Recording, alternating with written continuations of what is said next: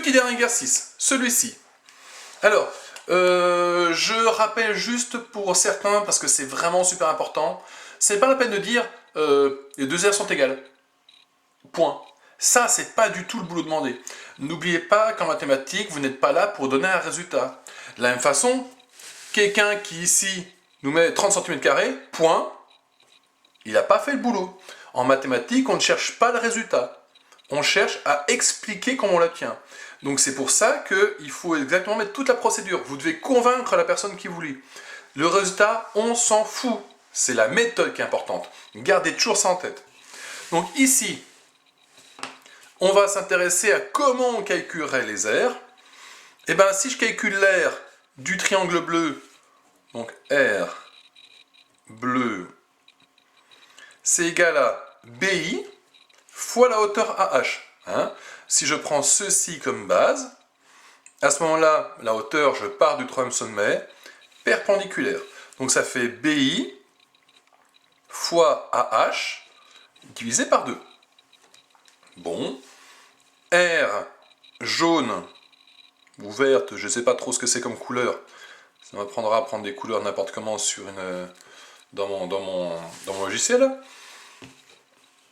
Ce serait, si je prends ceci comme base, ça fait IC fois, alors si je prends ceci comme base, mon sommet, le troisième sommet, c'est lui, donc je vais perpendiculaire à ce côté-là. Et bien on se retrouve avec ici, AH aussi. Et le tout sur 2.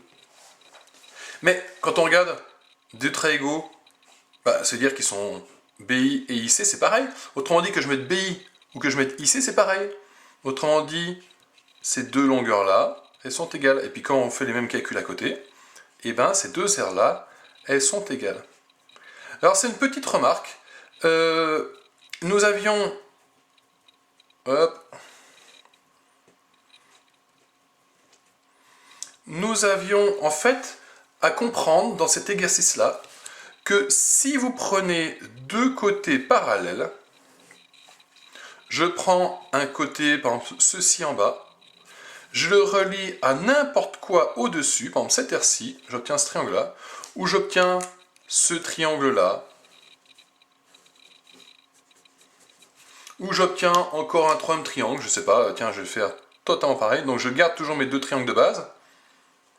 Et bien, à chaque fois que je fais ceci, si je fais balader mon troisième sommet sur cette droite-là qui est perpendiculaire à celle-ci, à chaque fois j'obtiens des triangles égaux.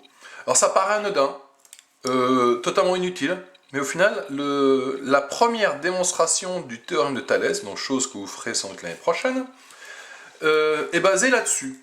Bon, on a d'autres démonstrations, mais la démonstration historique de ce qu'a fait Thalès, elle est basée là-dessus.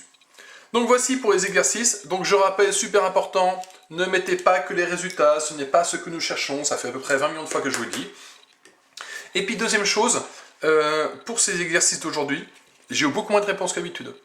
Donc je vous ai bien dit que la notation pour l'instant ne rentrait pas en compte, sauf que là ça ne va pas être possible.